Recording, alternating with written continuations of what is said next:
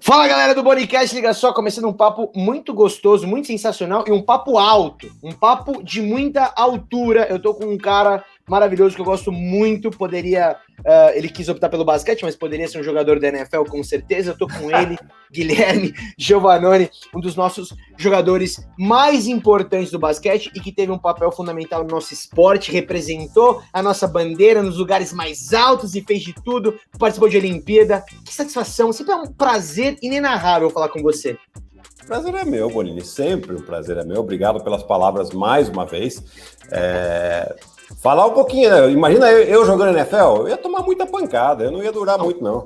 Ia tomar pancada, mas você ia ser Hall da Fama, certeza, cara. Eu não ia durar nada, eu me quebrar em 2 meses, pô. Tá doido.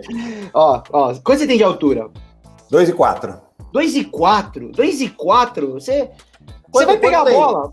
Quanto tem o Gronkowski? Eu acho que ele não tem. Peraí, produção vai ver agora. Aqui é um programa que a gente já faz aqui, ó. Tudo aqui ao vivo, onde a produção que sou eu mesmo. Gronkowski. Peraí que a produção tá falando aqui no ponto. Peraí. A produção tá falando aqui no ponto. Aí, ó. O Gronkowski é um anão perto de você. O Gronkowski, ele é 1,98. Nossa. Ó quem chegou aí. Gabriela. Que maravilha. Que maravilha. Gravando, Gabriel. Ai, meu Deus. Não, dá um oi. Dá um oi. Volta Oi, aqui. ela tá escutando. Oi. Ela não tá escutando nada. Não. Giovannoni é o homem mais lindo do mundo? Mais maravilhoso? Eu sou o máximo. Sou o máximo. Mentira. Oi. Não, acabei de perguntar. Eu queria ver que você ia responder, só pra ficar uma situação chata pra vocês verem. Giovannoni é o homem mais maravilhoso do mundo? Eu queria ver que você fala. Não. Não. Não. Esse casal é maravilhoso. Giovannoni, Gabriela. Cadê sua filha? Cadê a filha também? Tá na escola. gente. Tá na escola. Então esse é o momento que vocês estão tranquilos agora. Você atrapalhou, né, Bonini? Tá de zoeira, né? Essa live aqui, você tá de zoeira, né? Bonini atrapalhou. Não, mas galera, esse casal é maravilhoso. São duas pessoas incríveis, de um coração gigantesco que não cabe aqui nesses 1080 por 1920 dessa tela do computador. Fala pra mim, Gabi, como que é ser casado com essa pessoa maravilhosa do seu lado? Por favor. É maravilhoso. A gente... Aquela pessoa. É ótimo, depois de um ano de pandemia, 24 horas por dia. Aquele negócio, se a gente não separou agora, não vai separar nunca mais. Verdade. Mas a gente trata dos mesmos assuntos, né? Então, acho que isso é legal também. A gente tem muita coisa em comum. Não só, né, pra gente casar mesmo, mas a questão de basquete, esporte, por exemplo, NFL, eu comecei a assistir com ele. Ele me explicou faz mais um tempo, né? Lá na Itália, lá não sei o que. Eu não entendi, ele via de madrugada. Italiano. Italiano. Aliás, Não, a gente... que aula do Giovannoni com o Galinari. Que aula do Giovannoni. Eu falei... O Guilherme tava sofrendo, ele falou, meu Deus, eu quero italiano. Eu não tô mentindo, eu assisti com um prato de macarrão vendo o Giovannoni falar. A bola e uma pizza. Não, foi lindo, sensacional. Que aula, viu? Aliás, é mais uma vertente aí pra você também, aulas de italiano. Meu Deus do céu. Não. Bonini, a gente se vê amanhã. A gente tem live, né? Amanhã. Não, o que a gente tem? Podcast? É isso mesmo. É isso. Gabriela, então, tá bom. Obrigado, prazer. Um beijo. Tá, beijo. Até amanhã, beijo. Vou deixar vocês sozinhos, só vocês dois. Obrigado, Gabi, obrigado. Sensacional. Gabriela é incrível, né? Que eu ia te perguntar? Não, você tava falando que, sei lá, eu tava te apresentando. O Gronkowski... Você falou 1,98. Só que ali, né, jogando com a galera de, sei lá, o alto tem 1,80 m, ele parece um gigante, né, cara? Ele é mais pesado que você, eu acho. Então, teoricamente, você é um cara que pularia mais alto que ele. Você teria mais mobilidade. Também não. Pular nunca foi o forte. Não, mas ele é muito pesado. Esses caras são muito pesados. Mas esse cara é pesado de força, né, pô? É verdade. Meta pancada, eles fazem o levantamento olímpico fácil. Quem faz levantamento olímpico fácil salta geralmente bem. Porque é uma questão de coordenação, uma questão do movimento, né? E aí ele tem a força, ele traz a força desse movimento e com isso ele consegue ir mais alto. Galera, palavras do mestre. Você sabe que não ia estar no roteiro perguntar isso, mas agora que eu me dei conta, a gente está fazendo um papo hoje eu sei que para você tem um peso muito grande isso. A gente tá fazendo um papo, um ano, né, que a gente perdeu o Kobe Bryant, né? Hoje é o fatídico dia. Óbvio, eu queria te perguntar outras coisas, mas eu não tenho como não te perguntar isso. Qual foi, assim, o impacto do Kobe Bryant na sua vida? Como jogador, cara, como torcedor, como admirador, sei lá? Você vai admirando as fases do Kobe, né? Eu lembro do Kobe Bryant nos anos 90, pra você ter uma ideia. Que ele entrou, ele era teenager, né? Ele era adolescente ainda, 17 anos. E eu tenho um amigo que hoje, inclusive, comentarista da CNN, eu acho que ele era comentarista de política da CNN, o Thiago Anastácio. Ele fazia o grande debate lá. E ele jogava basquete comigo, né? Ele jogava junto. E ele, cara, a gente não tinha muito acesso à informação, eu não sei como ele conseguia, se ele tinha alguém que trazia algumas revistas dos Estados Unidos para cá e tal. E aí ele começou a falar para ele, falou, gente, vamos prestar atenção nesse cara, é um moleque de 17 anos, é um fenômeno. E realmente, ele era um fenômeno, só que ele não tinha muito espaço, né? Ele 17 anos jogando no Lakers, 20ª escolha, sei lá. E Lakers sempre pressão para ganhar, né? E ele com 17 anos carudo, cara, e aí você via a personalidade dele já ali, depois com os títulos com o Shaq, aí depois ele passa pela acusação de estupro, você vê um amadurecimento do cara, depois ele consegue mais 2 títulos sozinho, a maneira com que ele se envolve com a seleção americana, a maneira com que ele se envolve depois com o basquete feminino, né? Enfim, cara, são fase atrás de fase, tipo, realmente daria para se fazer um estudo de caso da carreira dele, do que foi a vida do Kobe, e tirar, assim, inúmeras lições. Então, que é uma coisa assim, que transcende muito o basquete. Vai embora, passa, além da conta, a cultura do cara. Você falou que eu falei italiano aqui, num jogo, num amistoso que a gente jogou contra, a gente trocou ideia em italiano, pra você ter uma ideia, porque ele cresceu na Itália, o pai dele jogava basquete, ele cresceu na Itália. Então, assim, teria muita coisa para falar do Kobe, realmente foi um fato muito triste, essa morte dele. Muito prematura, né? 42 anos, cara. Claro, e todos que estavam no helicóptero com ele, né? Mas, putz, assim, uma tragédia mesmo. Faz falta, né? Eu tô te perguntando isso porque, obviamente, você, que nem você falou, você teve a oportunidade de conhecer, de jogar contra e tudo mais, e pra gente que é fã, parece que é aquele cara que é quase um parente, né? De tanto que a gente vê o cara na TV, consome, compra o tênis, vê não sei o que lá, vê alguma coisa, vê a série, parece que é uma pessoa muito próxima, a gente sabe tudo, né? Sabe as curiosidades, sabe os títulos, sabe os hobbies, sabe o que o cara gosta. Quando acontece uma coisa dessa, parece que é uma pessoa muito próxima, né? Pois é, e eu acho que o que ele estava fazendo, principalmente pelo basquete feminino, né? Você vê que ele era muito próximo acho que é a Ionesco, que foi selecionada agora, né, no primeiro do draft, porque a filha dele jogava, então ele queria a evolução do basquete feminino. Sim. Então, histórias dele, inclusive, em que ele, depois das Olimpíadas de Londres, se eu não estou enganado, ele no dia seguinte ele já estava conversando com a comissária da WNBA de como ele poderia ajudar a desenvolver a modalidade. Porque, lógico, pelo bem do basquete feminino, mas ele tem uma filha que queria jogar, então ele queria fazer um movimento maior, né? Então, assim, cara que se importava realmente. Legal você estar falando isso. Acabou coincidindo aqui da gente bater o nosso papo hoje, né, um ano depois do falecimento do nosso querido Kobe. Eu queria aproveitar e te perguntar agora de outras coisas, né? Eu não tenho como não te perguntar coisas relacionadas ao que você achou. A gente não teve oportunidade de conversar sobre isso depois, né? A gente chegou a conversar no meio da pandemia, mas depois que acabou a gente não teve oportunidade. O que você achou da última temporada, né? A NBA realmente conseguiu juntar todo mundo ali na Disney e acabou sendo um sucesso, talvez, né? Conseguiu fazer com que acontecesse os jogos, não teve interrupção, né? Depois, enfim, conseguiu terminar a temporada. O que você achou? Cara, uma outra situação de estudo de caso, né? De como eles conseguiram realmente enclausurar uma quantidade enorme de pessoas, porque não são poucos, né? A gente parava a pensar, eram cerca de 300 jogadores ali.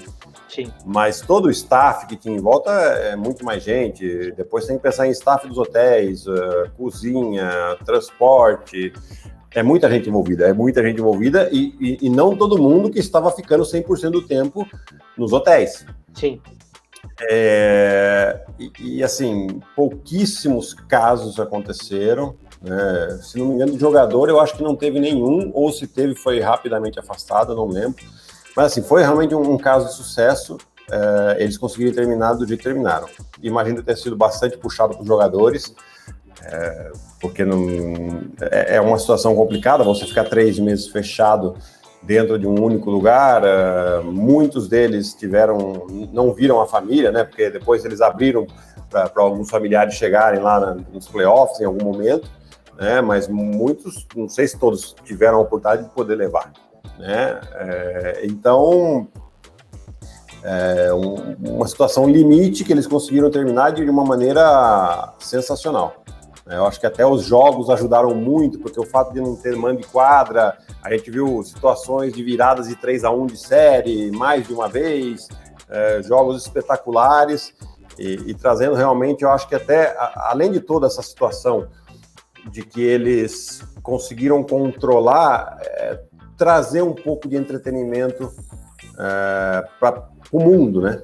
Sim. No momento em que todos ainda temos que ficar em casa, né? Mas muito mais restrito por não conhecer ainda tão bem o que está acontecendo, eles trazem um pouco de entretenimento, um pouco de alívio para a cabeça de quem está ficando em casa, de quem realmente passa um estresse muito mais doloroso. Eu acho que é um caso de sucesso, realmente. Eu achei até, comparando até com o futebol americano, eu falava, meu Deus do céu, como é que a NFL vai fazer? Porque a NBA conseguiu controlar e tal, mas playoffs, menos gente, menos times, menos gente de uma maneira geral, né? São menos jogadores, né? Eu fiquei imaginando como é que os caras iam fazer na NFL, né? Tipo, com tudo aquilo. Acabou dando certo. Pelo menos agora a gente vai, daqui a 2 semanas, ter no Super Bowl. Eu queria te fazer uma pergunta, daí eu queria pegar um pouco da tua experiência de jogador. O Damian Lillard, acho que foi ele que falou, né?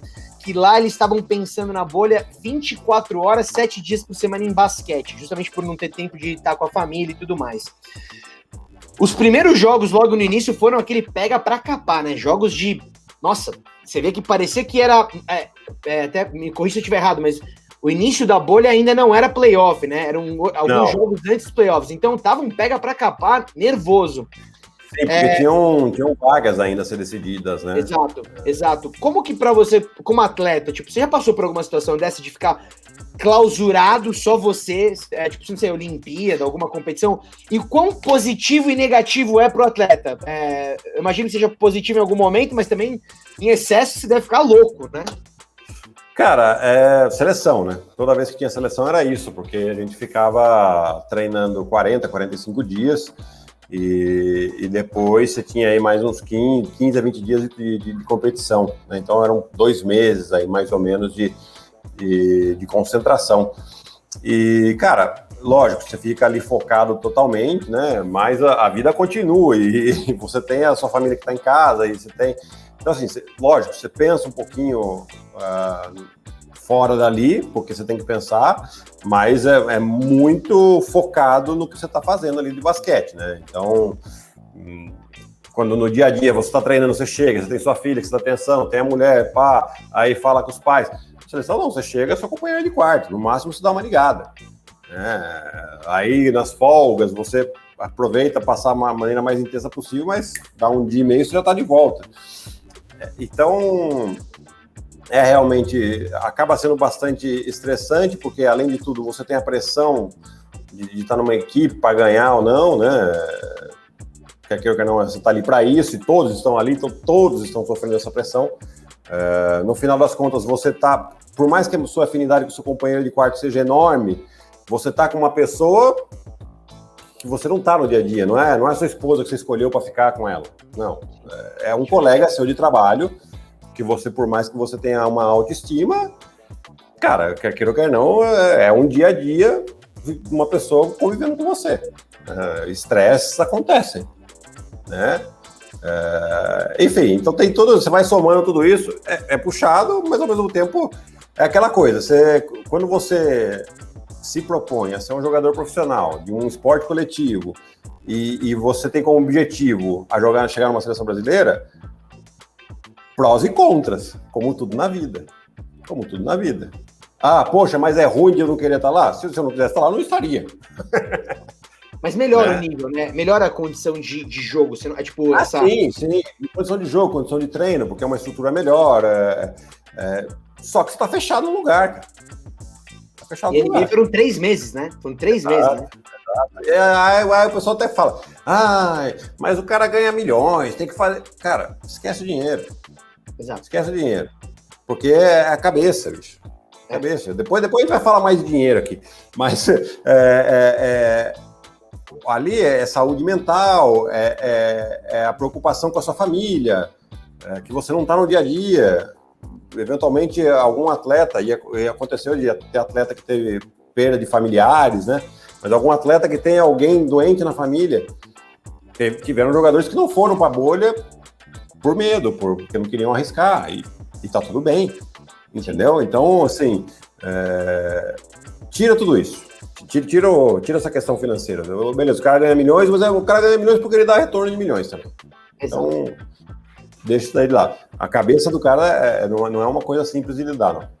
Aí, galera, palavras de quem já viveu muita situação dessas e deu muitas alegrias pra gente, justamente porque estava lá enclausurado com seus companheiros, mas porque estava participando de Olimpíada, campeonatos mundiais, pan-americanos, enfim, então você sabe muito bem, né, o que é isso. Pegando esse embalo, a gente conversou no meio da pandemia, meu mestre, é o seguinte, a gente tinha falado, né, você obviamente com a sua visão, com a sua como é que fala, aquela bola mágica, visionária dos jogos, você já estava cantando a bola do Miami Heat, você já estava cantando a bola do Denver Nuggets, que ainda a gente estava falando isso muito tempo antes da primeira pausa da liga, eu acho, se eu não me engano. Você já estava cantando a bola desses times. No final das contas, eu acho que Denver Nuggets, Miami Heat foram times muito sensação no final das contas dos playoffs, né? Jogos maravilhosos. E o Lakers foi o Lakers com o LeBron, com aquele time de transição absurdo, né? O Lakers em transição ali era um negócio que, pelo amor de Deus, para onde eu vou? Para onde eu olho, né?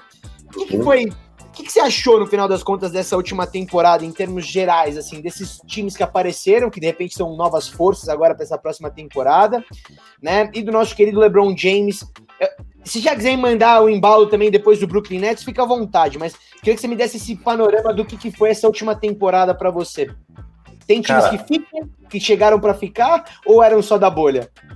O Lakers chegou para ficar, o Denver chegou para ficar e o Miami chegou para ficar. O Lakers, por motivos óbvios, é o atual campeão, tem 2 super estrelas da liga, mas muito além das 2 super estrelas, eles defendem muito bem. Eu acho que o torcedor pode ficar muito mais confiante por causa dessa defesa do que pelas 2 super estrelas. São ótimos, vão ganhar jogos pela qualidade deles, mas a defesa é que dá realmente o título para eles, né? O Miami, hoje, na classificação da temporada de hoje, ele não está muito bem, né? Mas ele está com um monte de jogador afastado por protocolo de Covid, né? Então isso tem sido, sim, um peso para algumas equipes. O Miami está sofrendo, o Boston sofreu um pouco, Filadélfia sofreu um pouco, mas eu acho que ainda o Miami se recupera ao longo da temporada. E o Denver começou mal os primeiros 4, 5 jogos, mas agora já está engatando uma sequência de vitórias. Você tem aí um Jokic jogando num nível em que ele vai entrar definitivamente, já está definitivamente na discussão para MVP. Então assim, não foi o amor de verão, não. Talvez o Miami, essa temporada, né, por esse início ruim, fique assim, mas é uma franquia com mentalidade vencedora. Então, talvez se essa temporada não for tão boa, eles já estão preparando alguma coisa para trazer alguma outra estrela para a temporada que vem. Eu gosto muito da mentalidade que tem ali em Miami Beach. Miami Beach, boa. Eu gosto disso. Eu gosto muito do técnico também. O Spolstra é um bom técnico também. É um técnico excelente. Extremamente competitivo. Aprendeu com um gênio, que é o Pat Riley. Pat Riley aí, com títulos nos anos 70, 80, 90. 90 acho que ele não teve título, não. Mas anos 2000 e anos 2010 ele teve título. Anos 90 eu tô na dúvida se ele teve título, mas ele chegou em final. Então você vê, um cara que foi campeão como jogador, assistente técnico e presidente de franquia. Presidente, né? Eu queria aproveitar e te perguntar, se a gente fala do jogador, a gente fala do LeBron, qual pra você foi o melhor técnico da temporada passada? Porque a gente fala do jogador, né? A gente, até como leigo, né? Quem assiste o basquete, a gente olha primeiro pro que tá acontecendo ali na quadra, mas a gente sabe que tudo que tá acontecendo ali tem treino, tem tática, tem um monte de coisa. Você acha que foi o Lakers, o treinador do Lakers, o melhor treinador, ou teve um outro cara, o Spoelstra, ou alguém que armou algo muito bom com muito menos insumo ali? Quem que foi o melhor técnico pra você? Cara, o Frank Vogel, né, o do Lakers, ele foi muito bem, mas muito bem. Só que acaba apagando um pouquinho o trabalho dele, porque você tem LeBron e Anthony Davis no seu time, né? E aí cria-se um rótulo de que com esses dois qualquer um chegaria. Não é bem assim que funciona. Então, por isso que eu acho que ele foi muito bem, e principalmente quando você assiste os playoffs, jogo para jogo, ajustes que ele faz, trocas defensivas, inteligência no ataque, mudou o quinteto, colocou contra a série contra o Houston, por exemplo, ele colocou o Anthony Davis para jogar na posição de 5, né? Jogou praticamente sem um pivôzão. Então você vê que ele fez coisas muito interessantes.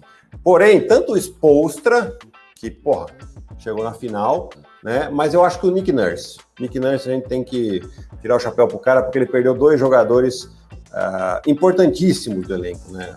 Lógico, o Danny Green menos um pouquinho, porém na rotação era importante, mas o Kawhi, né? Ele perde o Kawhi do time que foi campeão, e ainda assim ele leva o time até uma semifinal de conferência, perdendo no jogo 7 contra o Boston, numa série disputadíssima. Então, assim, fez um belo trabalho mesmo, o Toronto Raptors. Eu acho que eu votei nele até nas nossas simulações que a gente faz na ESPN, eu acho que eu tinha votado nele.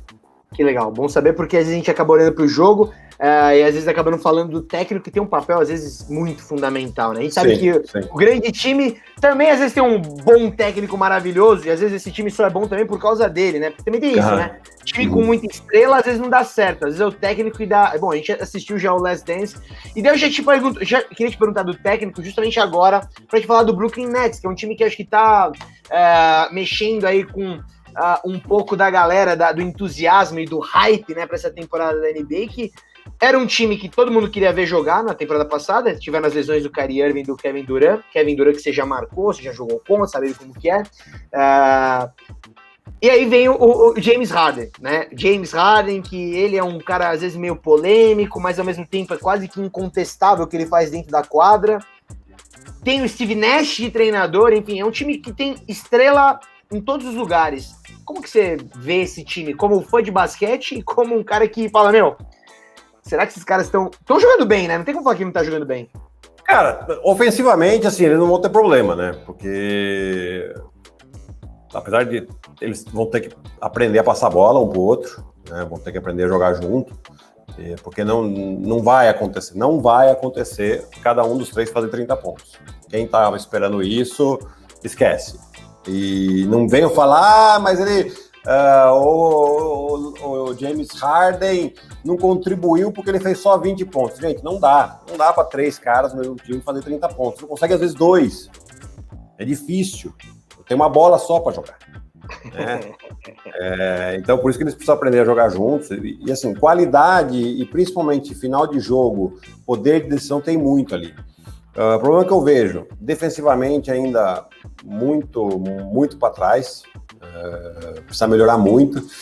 E um outro problema, eles estão só com um pivô para proteger o aro, que é o DeAndre Jordan, né? Não sei se o Mike D'Antoni fez já um pouco a cabeça do Steve Nash para jogar com tudo 5, porque o Mike D'Antoni é o assistente do Steve Nash, né? Jogar com 5 baixos. Beleza, você vai dar a liberdade para os caras, mas você não tá se protegendo, e aí a gente vai ver um Houston Rockets 2.0 aí, que, assim, é divertido, mas diminui muito a chance de ganhar, né? Então já até se fala estão tentando aí trazer um outro pivô, eles mandaram o Jarrett Allen para Cleveland nessa troca que envolveu 4 times, né? E pode ser preocupante um pouquinho, mas assim, é um time que tem muito talento, cara. Tem muito, assim. O time tem Kevin Durant, sinceramente, não dá para não colocar como candidato a título. É um jogador fora de série, realmente. E aí você coloca mais duas superestrelas ali, né? Tem muita qualidade. O Steve Nash, a gente precisa ter um pouquinho de paciência, porque é o primeiro ano dele como técnico. É simples assim. Não dá para... não tá ganhando jogos, vamos mandar o Steve Nash embora agora. Cara, isso aí não tem cabimento. Você tem que esperar ver como vai essa temporada, pelo menos. Quando a gente compara com outros times das antigas até que tiveram sucesso, o próprio Utah Jazz, o próprio Chicago Bulls, o próprio Lakers de outras épocas, eu não lembro de ter tido, acho que assim, me corrija se eu estiver errado aqui, mas eu nunca vi um trio ofensivo, acho que seria errado dizer que não é ofensivo, um trio de jogadores de tão nível bizarro como esse, assim, da NBA, porque nos outros que a gente via, eu não sei, tipo, talvez não eram tão ofensivos assim, sabe o que eu quero dizer? Eu fico com essa sensação, eu nunca vi um trio tão ofensivo jogando basquete.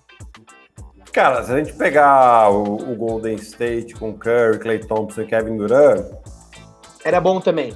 É que o Klay Thompson, o pessoal acaba subestimando ele um pouco, porque ele não é um jogador de 1 contra 1, de fazer jogadas espetaculares. Mas ele é um baita de um gatilhaço. Sim. É o cara que faz 30 pontos com 3 kicks de bola, o jogo inteiro. Então você não vê ele, né? Mas é um puta de um jogador. Você teve o Lakers de 2004, que eu acho que foi o precursor das vulgas panelas, né? Que já tinha o Kobe e o Shaq, e aí chegaram o Karl Malone, tudo bem que no final de carreira, mas chegaram o Karl Malone e Gary Payton. Sim, pesadíssimo. É verdade. E não foram campeões. Perderam a final para o Detroit Pistons. O próprio Miami Heat, de LeBron, Dwayne Wade e Chris Bosh. Também. Ficaram 4 anos juntos, todo mundo esperava que seriam 4 títulos, e foram 2. Né? Que era para ter sido 1. Se não fosse aquela bola do Ray Allen. Teve o Ray Allen também que chegou, ainda estava esquecendo. É verdade. Então... O próprio Oklahoma, né? O Oklahoma teve o Westbrook, o Kevin Durant. Mas o Oklahoma montou o time, né? De draft. Os 3 vieram do draft. Verdade. Esses outros times foram contratados, né? Diferente, isso, né? É diferente. Eu acho que para mim tem um peso muito diferente, né? Eu te pergunto isso porque eu não sei, mas o James Harden é um cara que ele poderia ter sido MVP de algumas temporadas atrás. Ele foi de uma.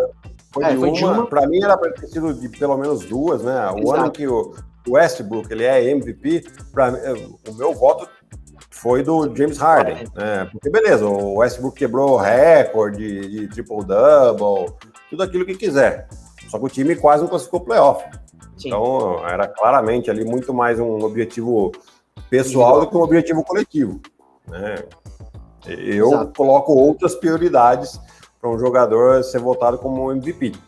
Né? E para mim, se o time não está lá em cima, pelo menos entre os 4 da sua conferência, é difícil votar em um jogador fora desse círculo aí, vamos dizer assim.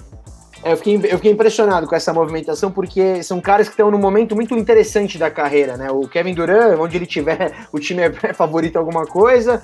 James Harden, que poderia ter sido MVP de temporadas passadas, e é um cara que faz 50 pontos, joga tranquilo. Sim. E o Irving é um cara que, sei lá, talvez um dos maiores armadores aí, em termos de habilidade, talvez, né? Tipo, é um cara extremamente capacitado. Enfim, quando eu junto esses três, eu falei, meu Deus do céu. E eu gosto do Steve Nash também, então esse time aí tá interessante, né? Quem não gosta de Steve Nash, né? Ele é legal pra caramba. Então, qual é a sua expectativa então pra esse Brooklyn Nets? Playoffs? Chega forte? Pra mim chega a final de conferência ali. Boa. Eu acho que é uma meta, assim, muito factível, sem eles defender muito. Se eles conseguirem acertar a defesa e souberem coexistir no ataque, aí pode ser candidato realmente ao título. Aí, galera, palavras de quem entende. Eu quero aproveitar para você já fazer uma transição aqui. Olha essa que maravilha, um universo do basquete, fazer uma transição de quadro aqui. Eu quero te perguntar uma coisa, eu sei que você gosta também, você, obviamente, você tá ali na ESPN, tá com o esporte 24 horas, mas você já tinha isso, você já acompanhava, já curtia NFL também. O que você achou dessa temporada até agora, né? Onde a gente vai ter o nosso querido Tom Brady contra o Patrick Mahomes. Vai ser um choque de realidade, de épocas diferentes ali no Super Bowl, né? Um quarterback que já é, né, comprovado, um que tá vindo com tudo, né? Dois times muito bons. Eu não sei como que é na NBA para você, mas na NFL, por essa questão de salary cap, de você ter um limite muito alto, muitos jogadores e salários estão começando a crescer cada vez mais, é difícil você manter um time muito competitivo por muito tempo, né? Só a gente vê o último contrato do Patrick Mahomes, 10 anos, 450 milhões, é um negócio de outro planeta. Para mim, na NFL, um time que chega 2 vezes já pro Super Bowl já é quase uma dinastia. Como é que você vê isso como um cara que curte pra caramba e que poderia estar jogando do lado do Gronkowski como tight end? Cara, a questão das dinastias na NFL são muito mais complicadas do que na NBA. Não só por a questão do salary cap, tem uma questão também das lesões, tem uma incidência muito maior de lesões na NFL do que na NBA, porque tem muito mais contato, muito mais pancada, para falar a verdade. Além disso, você tem a questão da tabela, que ela vai mudando ano a ano, né? Tem todo um sistema na tabela da NFL que faz com que as temporadas se equilibrem, né? Que não sejam sempre os mesmos vencedores, mesmo porque um time não joga contra todos os times da temporada em uma temporada, são só 16 jogos, né? Eu sei que ele joga 2 vezes com cada equipe da divisão e depois começa a miscelânea, né?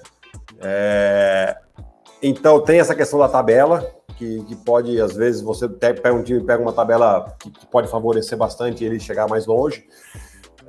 E tem a questão dos playoffs em jogo único, né? Que por mais que a equipe seja favorita, tenha melhor time, é um jogo único, você não sabe, às vezes o cara não dormiu bem à noite, né? Teve algum problema, a mulher liga e fala, sem querer culpar a mulher, tá? Mas, seu filho teve febre a noite inteira, e o cara não consegue, sabe? Acontece, são coisas que acontecem. Tá? Então, assim, por isso que é muito mais difícil a NFL, porque na NBA você sabe, lá, tipo, 80 jogos, vai jogar um monte de vezes, você tem para recuperar, aí vai para os playoffs ainda. Dificilmente um favorito, que seja muito favorito, não avança, né? Porque ganhar 4 vezes um time que é favorito é muito difícil, né? E na NFL isso acontece com uma certa frequência. E aí, dito tudo isso, para falar o quê? Hats off, você tirando o chapéu para Tom Brady, que aos 43 anos muda de time, vai para um time que... Cara, eu não lembro de Buccaneers, tudo bem, eu não sou um fã, assim, mas eu não lembro de Buccaneers dos últimos 20 anos aí fazendo coisa tão importante. E só chegar o cara, que ele convence o Gronkowski a voltar a jogar, né? Vai para lá e aí os caras chegam na final, meu. Chegam na final, tipo, é um absurdo, assim. Um absurdo.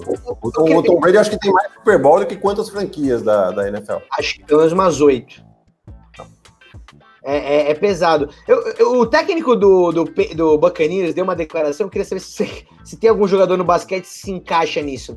Ele falou assim que, às vezes, o Bruce Arians, né, o head coach, falou que às vezes ele simplesmente assiste o Tom Brady liderar o time tecnicamente, fazer o papel dele de técnico. Ele deixa o Tom Brady fazer o que ele quer, na real. Essa que é a verdade. Às vezes ele dá um pitaco.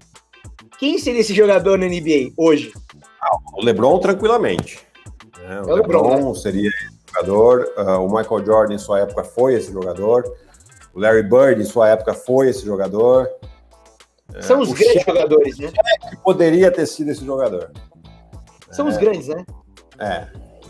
O Shaq, ele só não era esse jogador porque ele jogava pivô, então ele não tinha tanto controle assim, e o Shaq era um pouco mais louco que esses caras, né?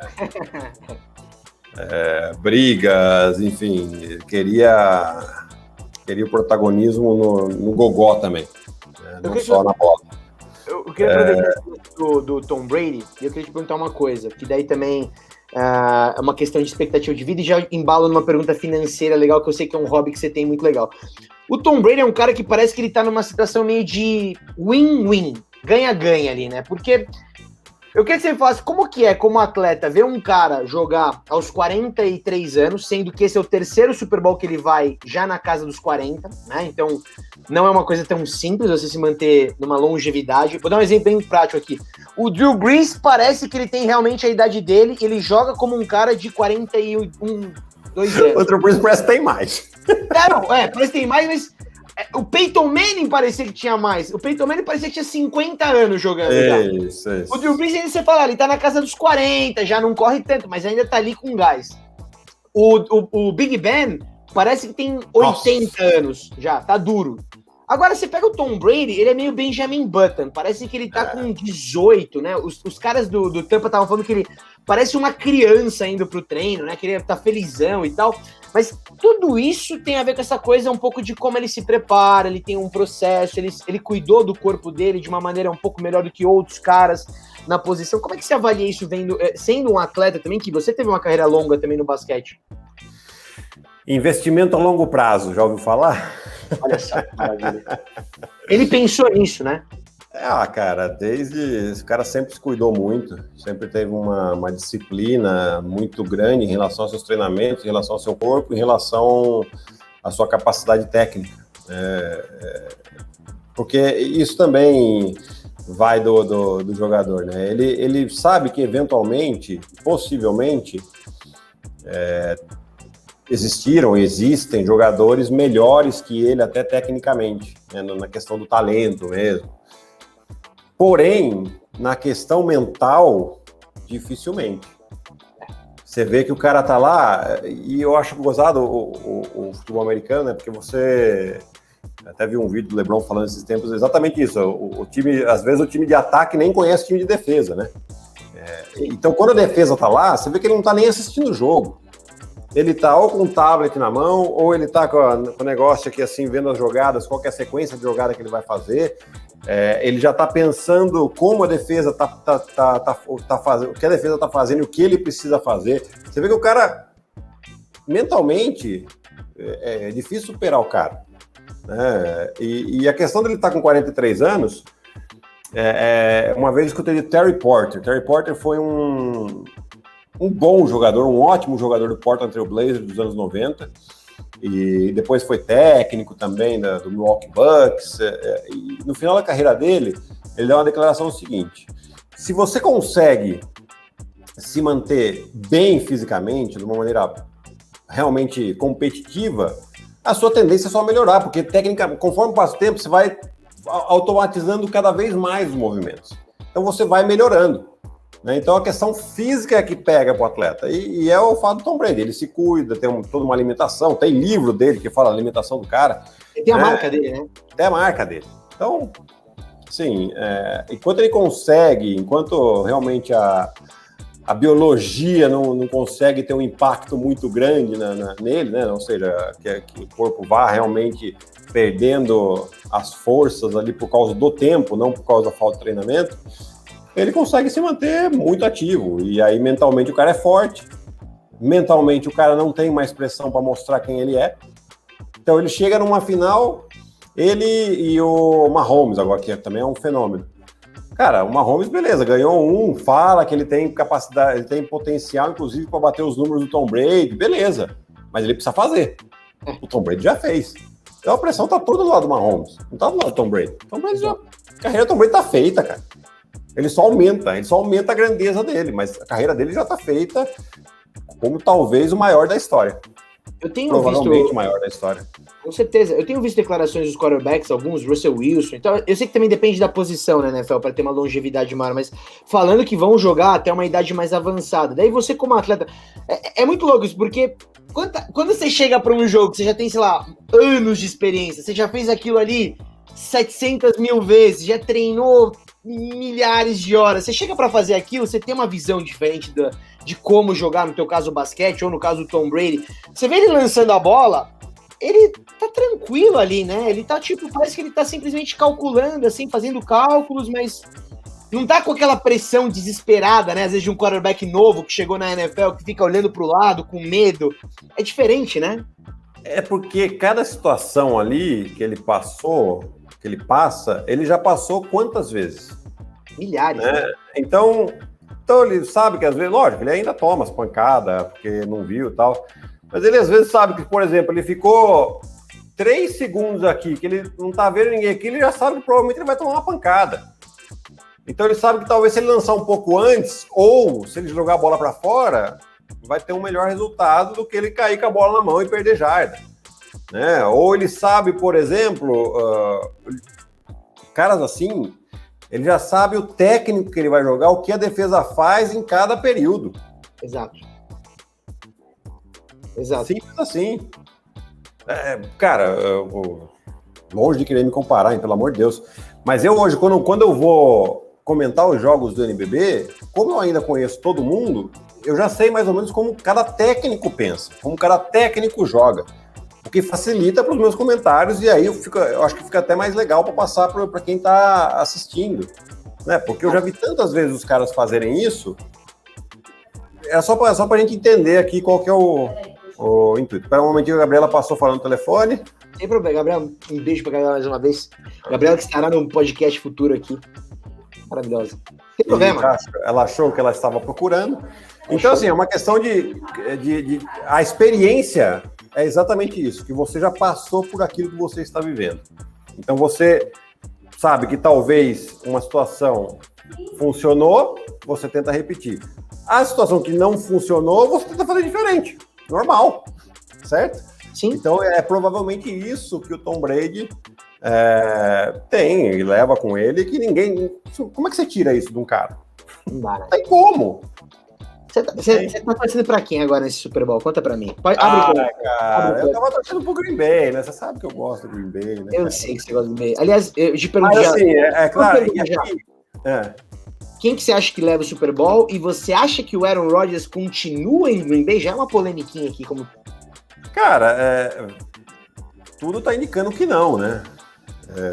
E começou, e não de agora, né? Começou lá com a escolha no draft do Green Bay, escolheu um quarterback. Já dando um sinal claro que não pretende contar com o Aaron Rodgers por muitos mais anos, né? Apesar de ele ter o contrato até 2023. E aí depois, é claro que isso ficou entalado nele, e agora, com algumas tomadas de decisão no final ali, principalmente, ele não gostou muito. Parece que a coisa está encaminhando para um divórcio. Mas também são coisas que não é simples assim, né? Tem contrato, então você tem que achar alguém para ser trocado. E o favorito, cara... Putz, cara, aqui a gente vai ver talvez um dos jogadores mais talentosos aí que a gente já viu jogar num campo de futebol americano, que é o Mahomes, né? Fazer realmente coisas incríveis com tão pouca idade, numa posição tão difícil, né? O quarterback é o que amadurece mais tarde, né? Sim. É lógico que seja assim, né? E contra o cara que provavelmente sabe todos os movimentos da defesa do Chiefs. Exatamente. Então é difícil fazer um prognóstico. É muito difícil, porque muita gente fala, o duelo Tom Brady e Mahomes. Mas não é, né? Mas não é, porque não é o basquete que você fala, é o duelo Kevin Durant e LeBron James. Tem um contra um, né? Acontece pra caramba. No futebol americano não. No futebol americano beleza, quem ataca melhor contra a sua defesa. É Tom Brady contra a defesa do Chiefs, contra Mahomes contra a defesa do Buccaneers, né? Exatamente. Mas é legal, assim, tipo, no final das contas a gente consegue comparar os dois só nos números, nas estatísticas e no resultado final. É legal isso que você tá falando. Não temos esse um contra um, isso é uma coisa importantíssima. Eu vou ser sincero, eu tô torcendo pro Tom Brady, porque eu acho muito legal ter um cara mais velho fazendo as coisas que ele fez, time novo, tudo novo. Aliás, aqui essa para quem tá vendo no YouTube, esse aqui é o estádio que vai ser a final. Tirei essa foto lá quando eu fui, o Raymond James Stadium, vai ser aqui a final. É muito primeira legal. Vez, aliás, primeira vez que um time da NFL joga a final em casa. É legal pra caramba isso. Mais um feito, né, do Tom Brady, né? Imagina se ganha. Vamos fazer uma estátua dele em Tampa também. Pode fazer. Agora, pode fazer, porque Tampa, futebol americano, ele falou, né? Você fugiu da minha pergunta, eu sei que você tá ainda chateado com o Tom Brady porque ele ganhou do Aaron Rodgers, eu sei disso, mas eu tô achando que você vai torcer pra ele. Eu estou sentindo que você vai dar um apoio mais... Eu acho que eu vou torcer pra ele também, cara. Porque a gente quer... Porque no final das contas a gente sabe que o Mahomes vai pelo menos mais uns 15 anos aí. Esse menino é muito especial. O Tom Brady... eu não duvido que o Tom Brady jogue mais 15, do jeito que ele tá bem. Aí o tempo vai fazer o serviço dele, pode ficar. Com certeza. Eu queria te perguntar uma coisa muito legal, e uma coisa que eu tenho observado nesses últimos tempos, e que tem sido muito legal da sua parte, que é óbvio que a gente que te acompanha, que te acompanhava ali como o Giovannone, jogador da seleção, daí começou a ter a oportunidade de te acompanhar agora como o Giovannone também comentarista, mas também como entusiasta dos esportes de uma maneira geral, porque eu sei que você é, como eu te disse, você poderia estar na NFL. E agora, eu tô vendo muita coisa legal que você tem falado. Isso me atrai uma curiosidade muito interessante, que são as coisas do mercado financeiro. Você tem um hobby do mercado financeiro? Fala pra mim. Agora, por exemplo, você tá falando comigo, você tá com a tela da Nasdaq e da Bolsa de São Paulo aí do lado? Conta pra mim como é que é isso.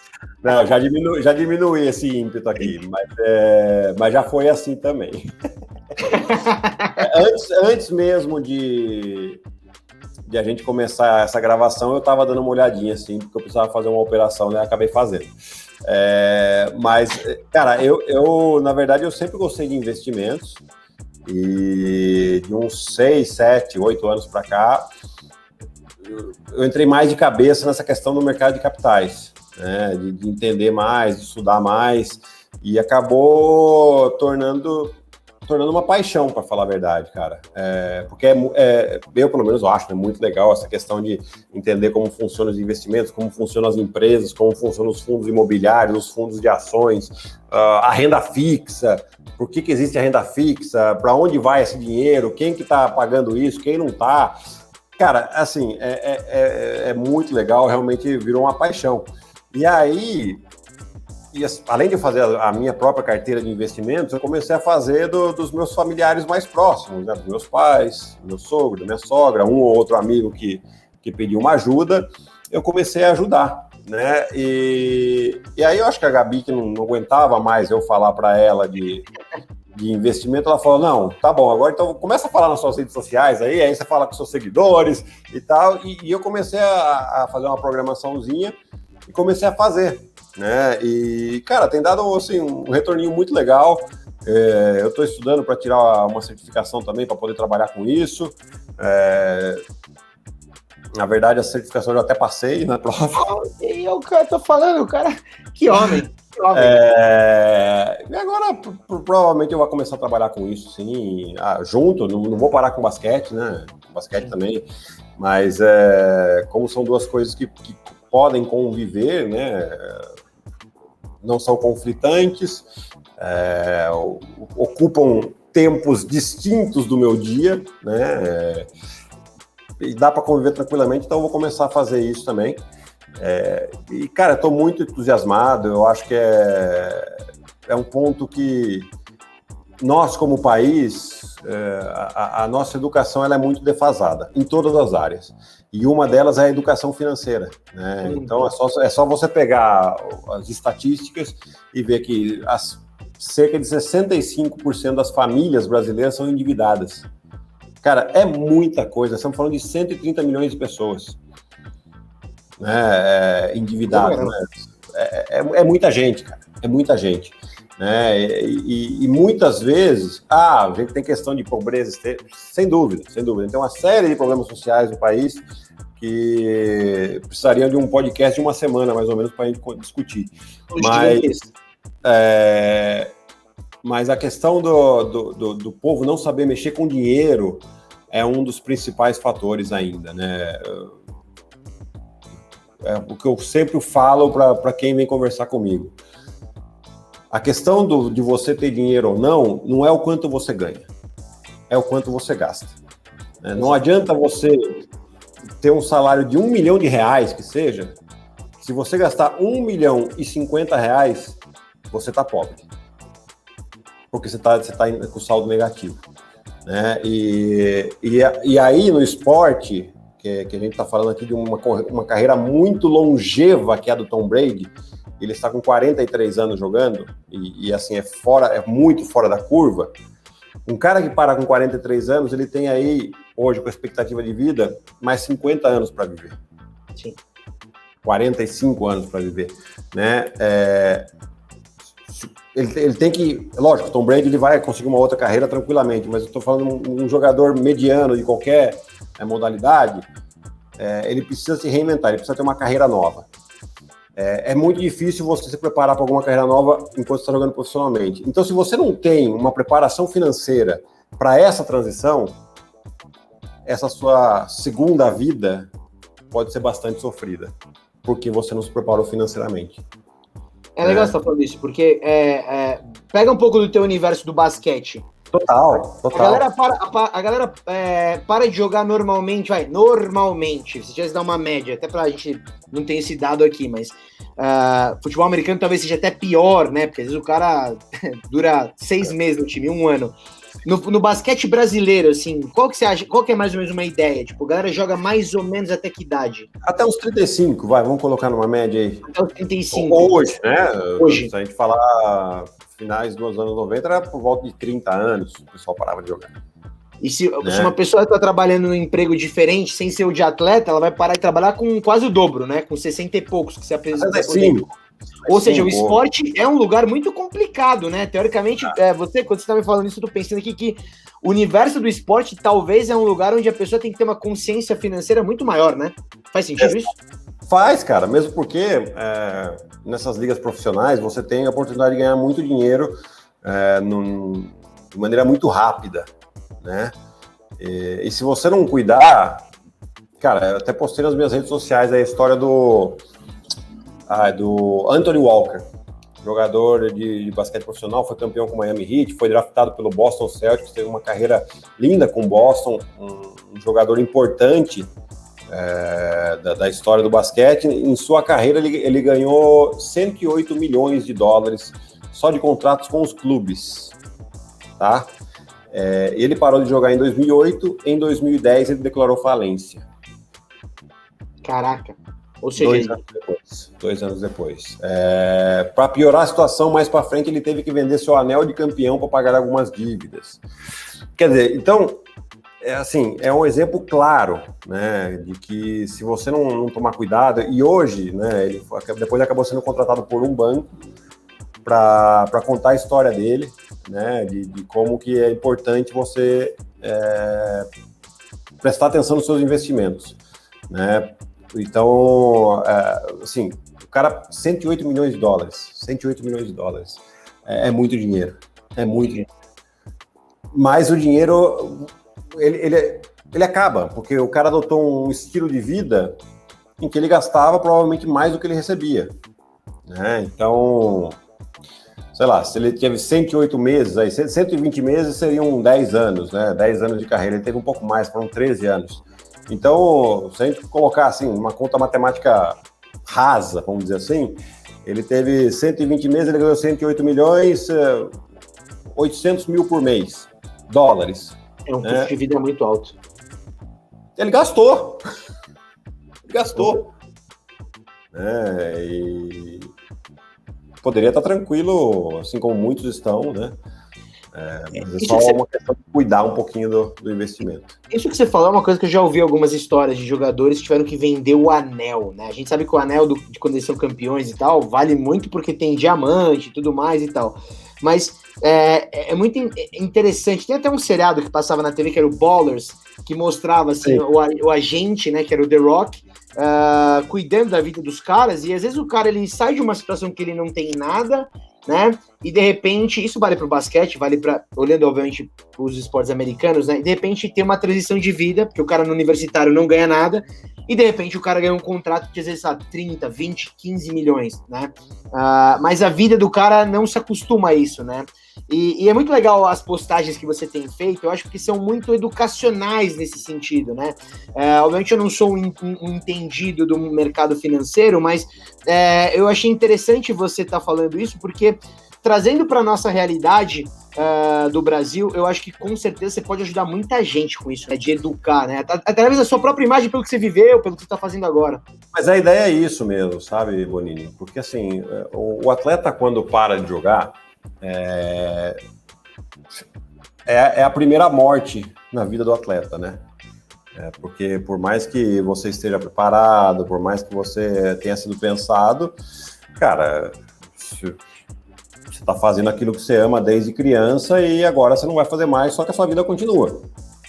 Então você tem que lidar com isso. Você tem que lidar com esse problema mental, né? Não é uma coisa simples. Se em cima disso você tem problema financeiro, cara, esse peso multiplica, é uma força exponencial que cai na sua cabeça. Então muita gente entra em depressão, separa da mulher, sabe? Acarreta um monte de problemas. Eu, felizmente, consegui fazer com que eu sofresse, né? Essa morte só, vamos dizer assim, né? Esse luto. Porque eu consegui me preparar financeiramente para essa transição. E é mais ou menos essa mensagem que eu quero passar para os atletas, né? Porque eu conversava muito com os companheiros de time sobre esse lado financeiro e assim, o pessoal não sabe, aí tem um monte de tabu, tem um monte de receio, um monte de paradigma ali que é difícil de quebrar, as pessoas ficam meio desconfiadas e, cara, eu ia até o ponto, falava, ó, pensa que o tempo passa e quando você menos espera, você tá parando de jogar, né? E é bom, tem que começar a se preparar cedo. Eu comecei, desde que comecei a ganhar dinheiro, eu comecei a estudar sobre investimentos, não exatamente no mercado de capitais, mas eu já estudava investimentos e eu sempre fui investindo a minha carreira toda. Aí, galera, sensacional. Você que quer saber tudo de esporte e agora de mercado financeiro, então siga o Giovannone. Tá aqui, ó. O link dele tá aí, ó. Giovannone12, siga lá, um dos maiores jogadores de basquete da nossa história do Brasil. Vamos encerrar esse nosso papo aqui, mas você não vai fugir tão fácil. Eu só vou aqui fechar com o nosso 1 minutinho de perguntas difíceis do Bonizano. Eu quero ver como é que você vai se sair disso. Eu sei que você é um pai de uma menina linda e maravilhosa, você deve ter assistido centenas de filmes da Disney, eu não podia te começar diferente te fazendo uma pergunta. Se você fosse uma princesa da Disney, qual você seria? Ué, hoje é fácil, hoje eu seria a Frozen, né? Para de ver Frozen inteiro. Quantas vezes você já viu esse filme? Mais de 100. Cara, não sei se deu tudo isso ainda não, mas bastante. Quando que lançou o Disney Plus? Em outubro? De lá pra cá, sei lá. Já zerou. Uma vez a cada 2 dias, vai ser tranquilo. Macarronada, a bolonhesa ou hamburgão? Macarronada, né? Pelo amor de Deus. Esse é meu garoto. É italiano, né? É italiano. Quem que é pior? Marcar LeBron James ou marcar Kevin Durant?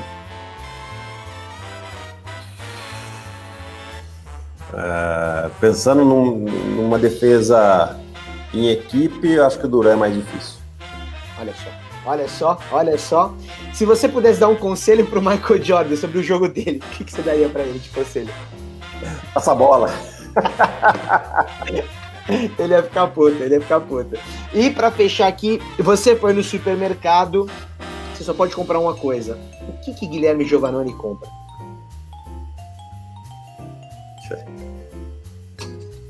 Cara, queijo. A Gabi não tá... Uma mussarela de búfalo. Eu fui hoje no supermercado com a Manuzinha, que eu precisava comprar umas coisinhas pra casa, né? Eu comprei leite, iogurte, queijo mussarela, queijo parmesão. Então, galera, olha só, Giovannone foi no mercado, não pode comprar nada, só uma coisa. O mundo tá acabando. Ele vai comprar uma mussarela de búfala. Pô, certeza. Se eu achar daquela de Nápoles ainda, Nossa! Não, aí tá uma maravilha, galera. Sensacional, Giovannone, isso é maravilhoso. Obrigado pelo papo, obrigado pelo seu tempo. Satisfação máxima sempre. Satisfação é minha, Bonini. Obrigado aí por mais esse bate-papo, que é sempre muito gostoso. E sucesso aqui pro canal. Tá sempre aí curtindo as postagens. E continue voando, tá bom? Um beijo grande para você. Valeu, Giovannone. Um beijo para você, meu querido.